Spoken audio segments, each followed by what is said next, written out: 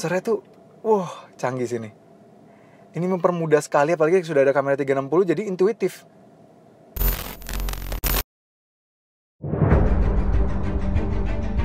Halo guys, welcome back to CVT, Cars Videos and Talk Shows. Balik lagi sama gue, Reza RFR. Di samping gue sudah ada mobil hasil rakitan karya Indonesia. Yes, ini mobil adalah asal Jerman, tapi sudah dirakit di Indonesia. Diluncurkan pada tahun 2019 lalu di ajang Gias. Mobil ini, VW Tiguan, sudah diproduksi secara CKD. Tapi ini bukan Tiguan yang biasa. Ini adalah Tiguan Allspace yang mana memiliki kapasitas akomodasi penumpang mencapai 7 orang. Nah, sekarang kita akan bahas mobil ini, apa aja yang membedakan dengan versi 5-seaternya dan apa saja yang membuatnya lebih baik jika dibandingkan dengan rival-rivalnya. So this is it, Volkswagen Tiguan Allspace.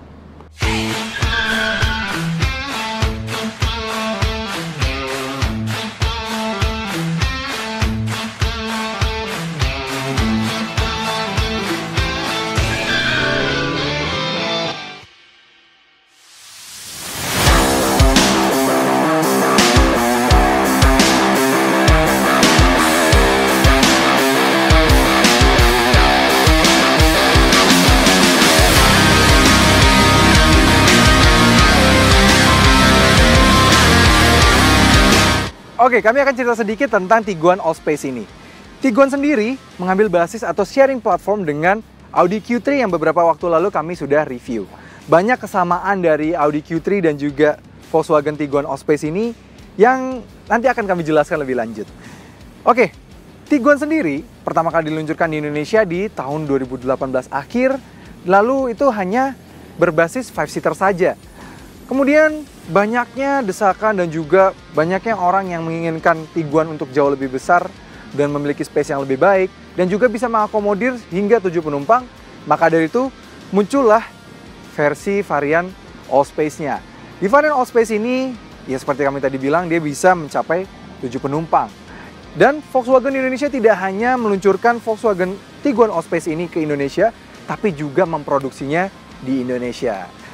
Dan bahkan di Indonesia sekarang yang versi 5-seaternya sudah tidak lanjut lagi. Dan banyak beberapa negara lainnya seperti di Amerika dan juga di Indonesia ini tidak lagi menjual yang versi 5-seaternya, melainkan hanya menjual Tiguan secara yang Allspace-nya, yang 7-seaternya. Oke, kita akan bahas di depan sini apa saja yang didapat fitur-fiturnya dan juga apa saja yang berbeda dari yang versi 5-seaternya. Oke, di depan sebenarnya kalau kalian lihat secara fasianya masih mirip sekali dengan bahasa desain 5-seaternya dan juga bahasa desain Volkswagen terbaru, dimana ya lampu headlampnya dan juga grillnya biasanya punya kebiasaan untuk menyatu ya. Jadi kayak seperti satu kesatuan desain dari kiri dan juga ke kanan. Jadi ini juga sudah menggunakan chrome di bagian grillnya dan juga sudah ada lambang Volkswagen ini di tengah.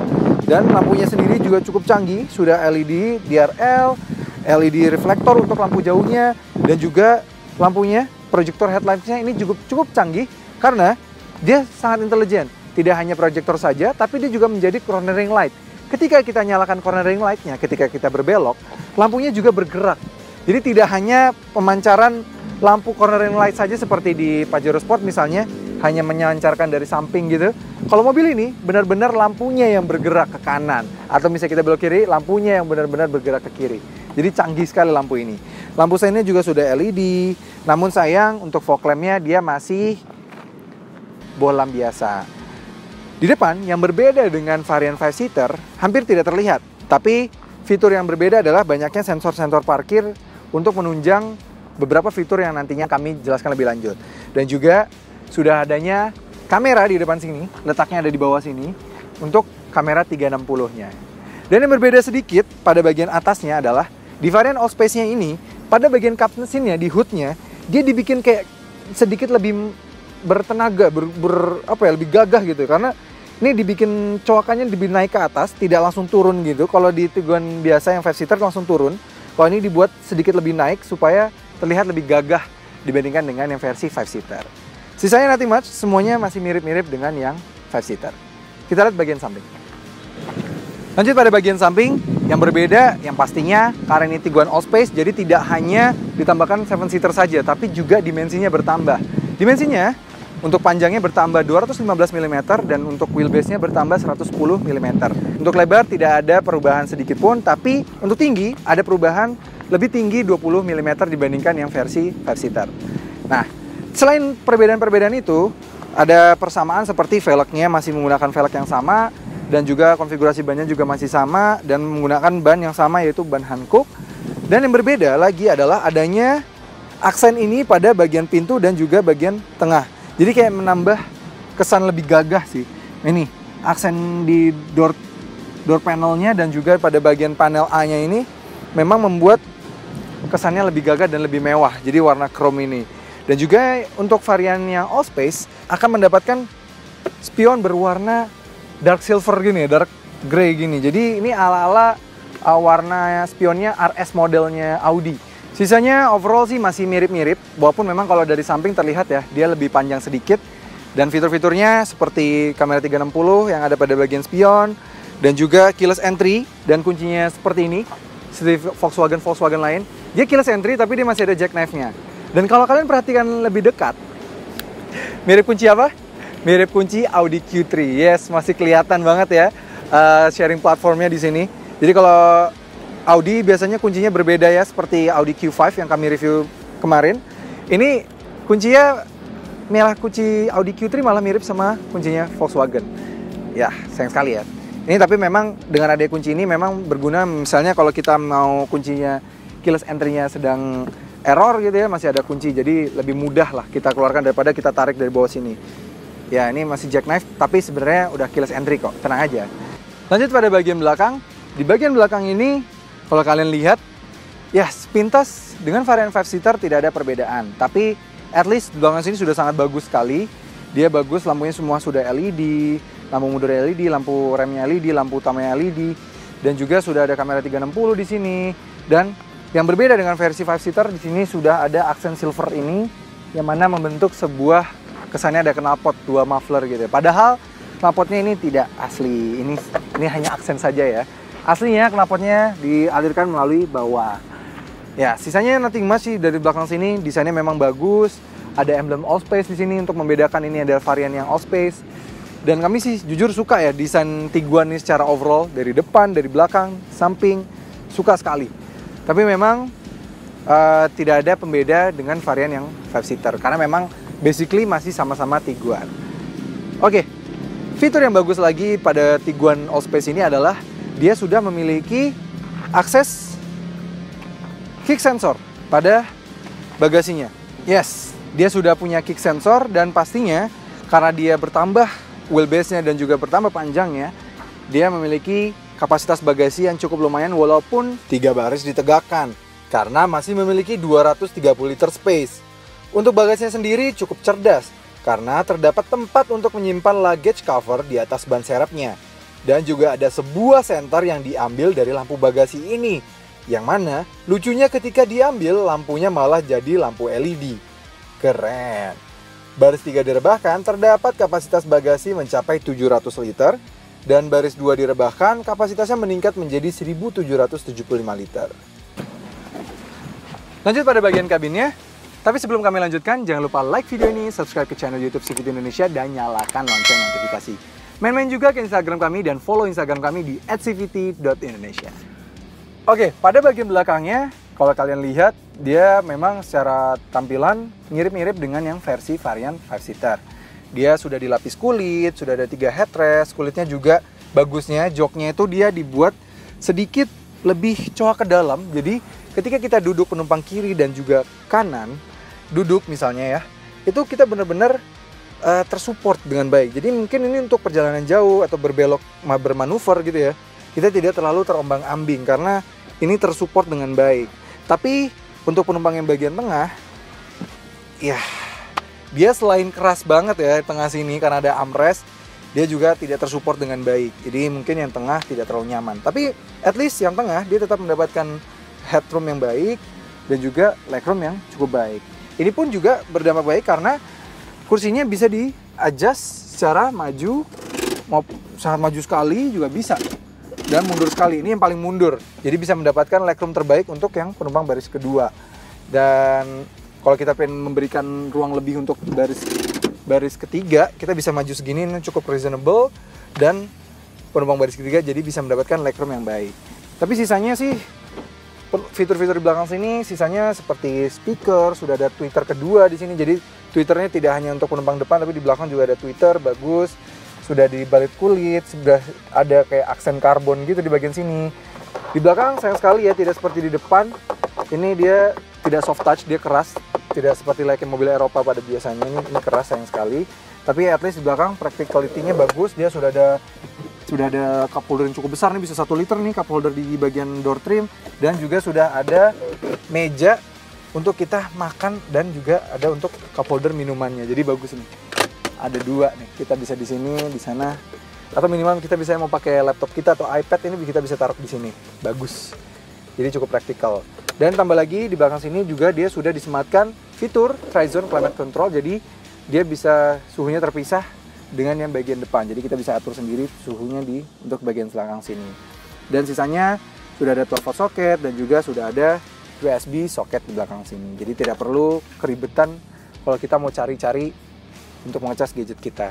Ditambah lagi untuk kenyamanan dia juga sudah ditambah dengan armrest yang sudah ada cup holdernya. Sudah ada 3 cup holder, 2 yang besar, 1 yang kecil. Oke, bagaimana dengan baris ketiganya? Yuk kita coba baris ketiganya. Cara masuk ke baris ketiga, dia seperti layaknya X-Trail, Santa Fe, dan juga misalnya R3, yaitu dia tarik di bagian sini, lalu kita dorong kursi bagian keduanya ini, lalu baru kita ada akses ini. Memang aksesnya tidak terlalu besar, tapi at least ya masih ada lah aksesnya. Oke, nah ini baris ketiganya. Kalau kita tarik sangat mundur baris keduanya, jadi ini benar-benar kita tarik sangat mundur ya. Ini paling mundurnya baris kedua, seperti tadi yang kami lagi duduk. Kalian sendiri, gue tidak punya legroom sama sekali.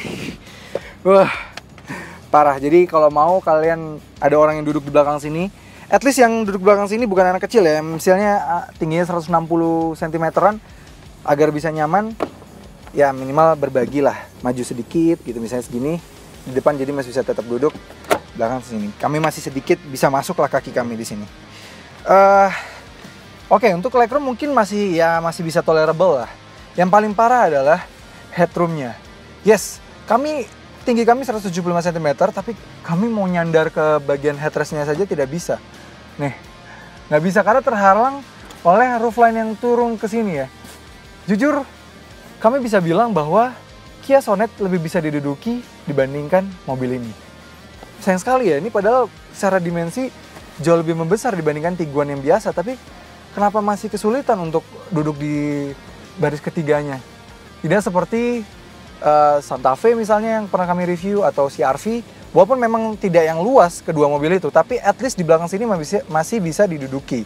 Kalau mobil ini jujur tidak bisa diduduki. Kami tidak menyarankan untuk duduk di belakang sini. Apalagi ditambah lagi di belakang sini tidak adanya kompartemen AC atau pengaturan AC, jadi AC hanya ada di tengah saja melalui bawah. Jadi untuk pendinginan baris ketiga ini pasti akan sulit. Hanya ada cup holder satu sini dan ruang penyimpanan di kiri dan kanan. Sisanya nothing much di belakang sini. Oke, bagaimana dengan di depan? Langsung aja kita lihat. Lanjut pada bagian depan. Nah, di bagian depan sini desain interiornya masih seperti layaknya Volkswagen pada umumnya ya. Desain interiornya itu bukan yang tajam, bukan yang futuristik. Volkswagen tipikalnya yang selalu memiliki desain interior yang timeless, bagus, tapi well built. Dia soft touch di sini, bagus nih. Semuanya soft touch ya, even sampai depan sana juga soft touch, bagus. Jadi bahan materialnya itu sangat bagus. Tapi memang untuk secara desain, kembali ke selera, tidak semua orang akan suka dengan desain seperti ini. Tapi kami sih jujur suka seperti ini, karena dia minimalis, tapi terlihat tetap modern dan timeless.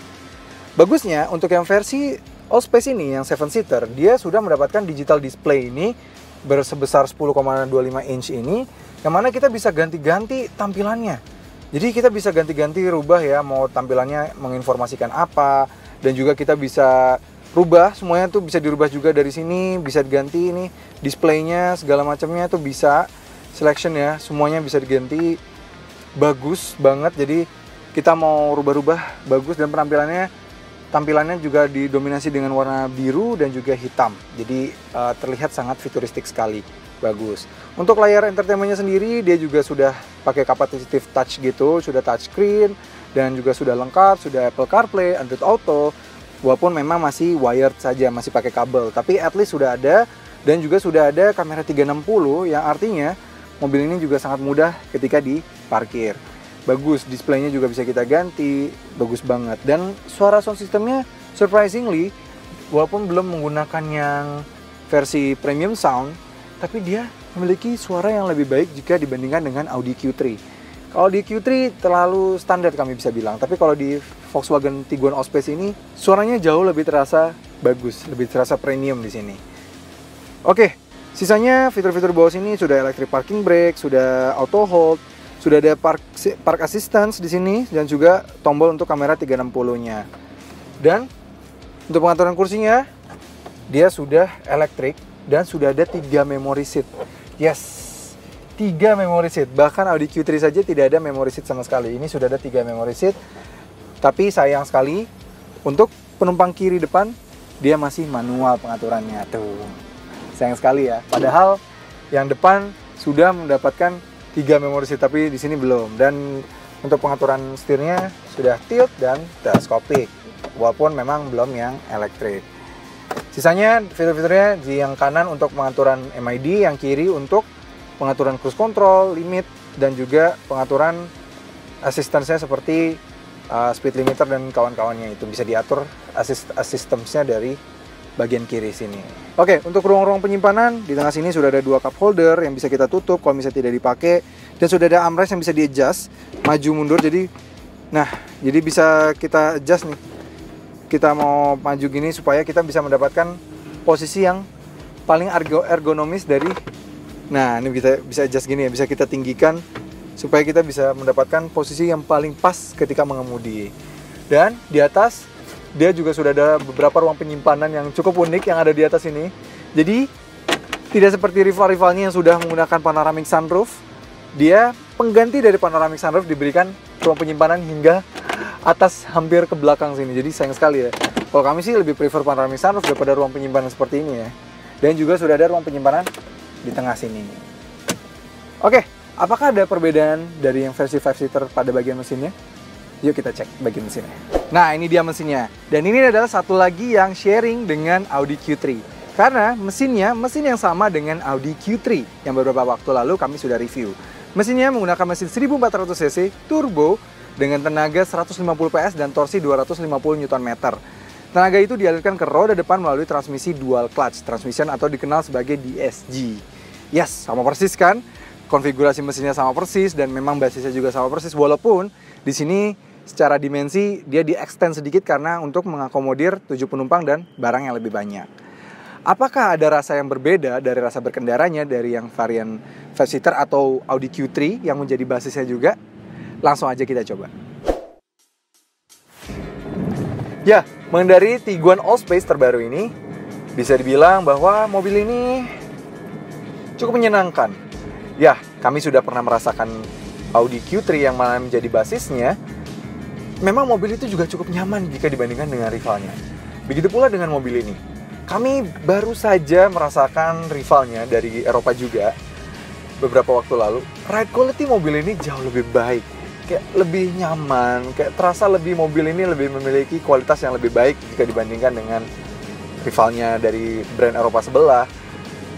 Dan meskipun dibandingkan dengan brand Eropa sebelah, dia juga tetap menggunakan transmisi yang dual clutch juga, sama-sama dual clutch. Tapi dual clutch di sini tuh tidak jerky. Ya, dual clutch memang punya kemampuan untuk berpindahan yang cepat, halus ketika kecepatan tinggi. Tapi memang kalau tidak dirancang dengan baik, dual clutch akan punya kelemahan yaitu sedikit jerky. Jerky itu apa? Ketika kita kemacetan gitu ya, dia akan agak sedikit kesulitan menangani macet stop and go. Jadi kayak agak sedikit endut-endutan gitu. Berarti kayak kita gas, mobilnya agak tidak mau langsung laju. Namun berbeda dengan DSG dari Volkswagen ini. Memang dual clutch di Volkswagen ini terkenal sudah lama ya dipakai, jadi mereka jauh lebih ahli dalam membuat dual clutch transmission. Jadi ini di sini di dalam kemacetan dia tidak terasa jerky sama sekali, tidak seperti rivalnya. Untuk kekedapan kabin juga mobil ini cukup baik. Dia dalam pencatatan kami dia masih mampu mencatatkan 69 dB, masih di taraf baik. Memang satu-satunya yang terdengar ketika kita berjalan seperti ini adalah suara mesin dari depan, tapi insulasi dari kanan kiri, ini motor barusan lewat, dan road noise dari roda itu juga berhasil tereduksi dengan baik. Namun sangat disayangkan meski banyaknya fitur-fitur seperti active parking assist, kamera 360 yang mempermudah untuk mengendarai mobil ini di jalanan ibu kota dan jalanan, mempermudah dia parkir, mempermudah dia dibawa. Tapi seperti fitur-fitur seperti active safety assist, seperti blind spot monitoring, lane keeping assist, active brake assist, itu masih tidak ada di mobil ini. Sayang sekali ya. Cruise control pun masih cruise control biasa, belum yang adaptive cruise control. Sayang sekali, padahal mengingat harganya yang sudah hampir 700 jutaan, rival-rival di kelasnya yang ada yang bahkan lebih murah sudah memiliki fitur adaptive cruise control. Ditambah lagi dia juga belum ada panoramic sunroof, yang mana rivalnya juga sudah ada panoramic sunroof. Tapi ada yang lebih baik lagi di sini adalah penggunaan mesin 1400 cc itu berdampak baik terhadap efisiensinya. Karena di dalam kota kita mendapatkan angka efisiensi 11,1 km per liter. Dan untuk rute luar kota masih bisa 16,2 km per liter. Itu figur yang cukup baik mengingat tenaga mobil ini juga bukan yang kecil. Oke, mobil ini seperti tadi gue bilang, dia sangat memang diciptakan untuk sangat mudah dikendarai di dalam kota, di dalam perkotaan. Ini sangat nyaman karena apalagi memang radius putarnya sangat baik, sudah ada kamera 360 dan dia sudah memiliki park assist. Bagaimana cara mengaktifkannya? Tinggal tekan aja tuasnya yang ada di dekat tuas transmisi, tombolnya, dan di speedometernya dia akan mencari sendiri letak dari parkir yang bisa kita isi. Nah, ini dia akan nge-scan kalau parkirannya adalah mostly parkiran paralel. Nah, ini kita pelan-pelan, kita sen kiri. Nah, dia sudah menemukan nih parkirannya nih. Kalau sudah menemukan, kita langsung tinggal pindah aja transmisinya ke mode R dan dia akan bergerak secara sendiri. Wow, kalian lihat sendiri ya. Dia bergerak dan sensornya tuh canggih sini. Ini mempermudah sekali, apalagi sudah ada kamera 360, jadi intuitif. Dah. Dan dia menyesuaikan sendiri supaya lurus dengan mobil yang ada di depan kita. Yes, selesai. Luar biasa sekali. Memang kelemahannya dibandingkan dengan yang Mercedes-Benz adalah dia harus kita masih rubah-rubah transmisinya. Tapi yang lebih bagus dibandingkan dengan Mercedes-Benz adalah ketika parkirannya tidak hanya ada dua mobil gitu, misalnya cuma ada satu mobil, terus kita mau parkir di belakang mobil yang ada hanya satu mobil di belakang mobil itu saja, mobil ini juga sudah bisa menggunakan sistem itu. Kalau Mercedes-Benz harus ada dua mobil dan ada selanya di satu sini kalau untuk paralel, jadi supaya mobil itu bisa mengira-ngira. Tapi kalau mobil ini cukup hanya ada satu di depan saja, dia sudah bisa digunakan sistemnya, jadi sudah bisa sangat bagus ini. Ditambah lagi kita juga bisa rubah target dari lokasi parkir kita, mau yang di sisi kiri mobil atau sisi kanan mobil. Tinggal nyalakan sen aja, lalu dia akan mencari sesuai dari arahan kita. Dan tidak hanya paralel, dia juga bisa parkir secara seri.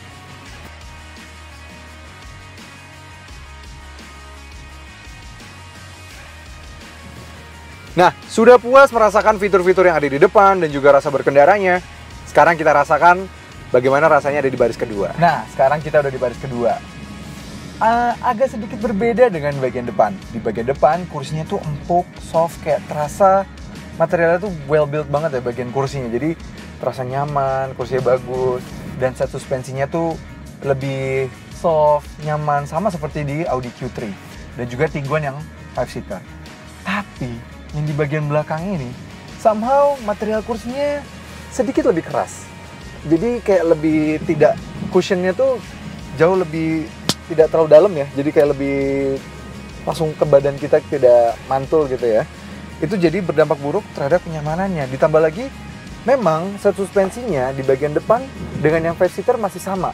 Tapi Untuk bagian belakang, suspensinya dibuat sedikit lebih stiff supaya bisa mengakomodir 7 penumpang, supaya tidak mendelap dan performa tetap bagus. Tapi itu justru membuat kenyamanan di baris kedua ini jadi sedikit turun dibandingkan dengan yang versi 5-seater ataupun bagian depan. Nah, sekarang gue udah di baris ketiga. Nah, seperti tadi gue bilang juga pada penjelasan di bagian baris 3 ini, lewat speed bumps dulu. Di belakang sini bener-bener unlivable sih. Untuk gue yang tingginya 175 cm, ini nggak bisa. Gue mau nyandar ke yang sini aja nggak bisa, ke headrestnya. Jadi ini karena tiba-tiba ada sedikit roofnya yang turun gitu, jadi menghalangi headroom gue. Ini bener-bener no headroom sih. No headroom, jadi gue kalau mau nyandar kayak gini nih. Dan no legroom. Ini padahal kursi yang bagian keduanya ini sudah dimajukan hampir yang paling maju. Jadi kayak beberapa step sedikit saja dari yang paling maju, dari yang paling mentok. Jadi masih bisa diduduki yang baris 2 dan baris 3 masih didudukin. Dan belakang sini bener-bener unlivable sih. Ini justru kami pernah merasakan Kia Sonet yang 7-seater yang justru di banyak orang bilang maksa. Itu lebih livable di belakang sini. Lebih bisa kami dudukin nyamin nyender ke belakang sini. Walaupun memang ketika mau ditutup kami harus ini sedikit ya. Tapi at least kami bisa nyender di Sonet. Ini kami mau nyender aja nggak bisa, kami nyender harus kayak gini nih. Leher kami lama-lama sakit sih kayak gini. Dan sisanya di belakang sini tidak hanya ada cup holder kanan kiri. Dan sisanya hanya ada cup holder di kiri. Tidak hanya ada kantong sini, tidak ada sumbu AC atau sama sekali. Jadi sayang sekali ya. Kami pernah merasakan Hyundai Santa Fe. Di Santa Fe itu di belakang masih ada semburan AC dari kiri dan kanan, jadi bisa terdinginkan dengan baik. Ini jatuhnya mirip seperti GLB yang mana AC-nya hanya baris 2. Jadi ketika perjalanan jauh, ini kami yakin sekali penumpang baris 3 akan cepat kepanasan. Untung saja makanya nggak diberikan panoramic sunroof kayaknya. Itu mungkin jadi alasan kenapa tidak diberikan panoramic sunroof di sini. Pasti jadi lebih panas lagi di baris belakang sini. Oke, bagaimana soal akselerasinya? Langsung aja kita tes. Pertama, pindahkan mode transmisi ke transmisi yang sport. Pindahkan mode berkendara juga ke yang sport. Sudah, matikan traction control. Dan uniknya, mobil SUV 7-seater ini memiliki satu fitur yang luar biasa untuk membantu akselerasinya. Yes, yaitu adalah launch control. Jadi cukup memindahkan ke mode sport pada mode berkendaranya dan juga matikan traction control. Tinggal injak gas dan rem, launch control program aktif, and go. Wow, decitannya. 100. Luar biasa ya. Akselerasi di awal jadi sangat membaik ketika di masih kecepatan rendah, putaran rendah. Namun memang kehilangan tenaga di putaran tinggi. Namun figur akselerasi masih cukup baik, walaupun memang kalah jika dibandingkan dengan yang versi 5-seater dan beberapa rivalnya. Karena dia masih hanya menggunakan 1400 cc dan bodi mobilnya juga bertambah berat. Sehingga pencatatan 0 sampai 100 kami hanya di 10,1 detik saja. Tapi itu bukan figur yang pelan, melainkan ya memang bukan yang sangat cepat. Oke, sampai juga kesimpulan dari review Volkswagen Tiguan Allspace ini. Kami harus mengapresiasi dari niat Volkswagen untuk memproduksi mobil ini di Indonesia. Karena melihat penjualan Volkswagen di Indonesia memang yang tidak terlalu brilian, tapi keberanian Volkswagen untuk memproduksi mobil ini di Indonesia, kami harus acungi jempol karena berhasil menggerakkan lagi ekonomi di Indonesia dan mempercayai Indonesia untuk memproduksi SUV yang menjadi andalan penjualan untuk Volkswagen. Yes, memang Volkswagen Tiguan Allspace ini bukan mobil yang sempurna. Ia masih memiliki banyak kekurangan, apalagi untuk akomodasi baris ketiganya. Tapi sisanya, seperti rasa berkendaranya yang nikmat, sudah memiliki launch control, DSG-nya yang tidak jerky ketika dibawa kemacetan, tetap efisien, dan juga rasa berkendaranya yang memiliki ride quality layaknya mobil Eropa, memang membuat mobil ini di atas dari rival-rivalnya. Walaupun fitur safety seperti active brake assist, blind spot monitoring itu belum ada, tapi Volkswagen menggantikannya dengan adanya park assist yang mana membuat mobil ini lebih mudah dikendalikan dan dikendarai di dalam kota karena bisa parkir secara otomatis sendiri, dan juga sudah ada kamera 360 yang pastinya membantu kita dalam mengendarai dalam kota. Jadi mobil ini sangat mudah sekali dikendarai dalam kota. Jadi tidak intimidating walaupun panjangnya cukup panjang dan bahkan lebih panjang dibandingkan medium SUV yang ada dijual di Indonesia saat ini. Oke, memang dengan price tag yang harganya mencapai 600 juta hingga 700 juta, sudah banyak mobil-mobil asal Jepang yang memiliki fitur-fitur yang jauh lebih banyak daripada mobil ini, jauh lebih kencang, jauh lebih efisien, dan juga lebih canggih secara fitur. Tapi pikirkan bahwa Volkswagen Tiguan ini adalah brand asal Eropa. Jadi, kalian memiliki ride quality yang tidak dimiliki brand-brand asal Jepang, bahkan misalnya asal China. Memiliki mobil ini akan memiliki pride yang lebih, walaupun tidak harus membayar lebih mahal seperti layaknya mobil-mobil seperti Mercedes-Benz, BMW atau Audi. Kalian sudah mendapatkan ride quality rasa Eropa dan beberapa fitur yang ada di mobil-mobil Eropa, tapi tidak perlu mengogoh kocek sangat mahal. Dan bahkan karena sudah diproduksi di Indonesia, suku cadangnya pasti jauh lebih terjangkau dan lebih bisa dijangkau karena lebih banyak ketersediaannya. Oke, sekian aja review tentang Volkswagen Tiguan Allspace ini. Gue Reza RFR, terima kasih sudah menonton. Jangan lupa like video ini, subscribe ke channel YouTube CVT Indonesia, dan nyalakan lonceng notifikasi. Main-main juga dan follow Instagram kami di @cvt.indonesia. Oh iya, kami memiliki website dan menjadi platform untuk kalian membeli mobil baru maupun mobil bekas. Dan link akan kami taruh di deskripsi di bawah. Oke, sampai ketemu lagi di video-video berikutnya. Support channel kami dengan cara tonton video-video kami yang lain ya. Dan juga jangan lupa klik tombol subscribe di kanan sana.